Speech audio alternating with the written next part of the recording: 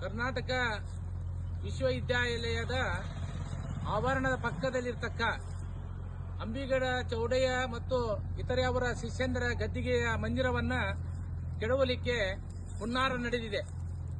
ಇಲ್ಲಿ ಯೂನಿವರ್ಸಿಟಿ ಒಂದು ಕಾಂಟ್ರಾಕ್ಟರ್ ಆದಂತಹ ಒಬ್ಬ ಮನುಷ್ಯ ಮತ್ತು ಈ ಯೂನಿವರ್ಸಿಟಿಗೆ ಸಂಬಂಧಪಟ್ಟ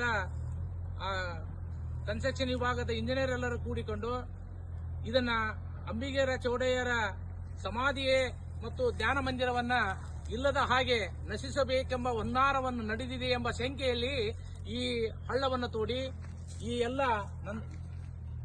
ಕೃತ್ಯವನ್ನು ಎಸಗಿದ್ದಾರೆ ಅಂತ ಕಂಡು ಬರುತ್ತದೆ.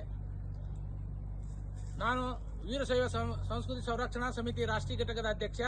ವೀರಶೈವ ಸಮಾಜದಲ್ಲಿ ಒಂದಾದ ಪ್ರಮುಖ ಸಮಾಜವಾದ ಅಂಬಿಗರ ಚೌಡಯ್ಯನ ಈ ಸ್ಮಾರಕ ಈ ದುರಸ್ಥಿತಿಗೆ ಬರಲು ಕಾರಣ ಈ ಯೂನಿವರ್ಸಿಟಿಯ ಸಿಬ್ಬಂದಿಗಳು.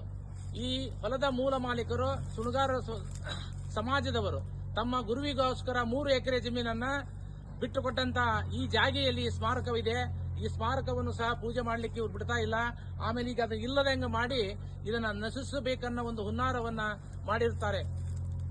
ಸಂಬಂಧಪಟ್ಟ ಅಧಿಕಾರಿಗಳು ಇತ್ತ ಲಕ್ಷ್ಯ ಕೊಡಬೇಕೆಂದು ನಾನು ವಿನಂತಿಯಿಂದ ಕೇಳಿಕೊಳ್ತಾ ಇದ್ದೇನೆ.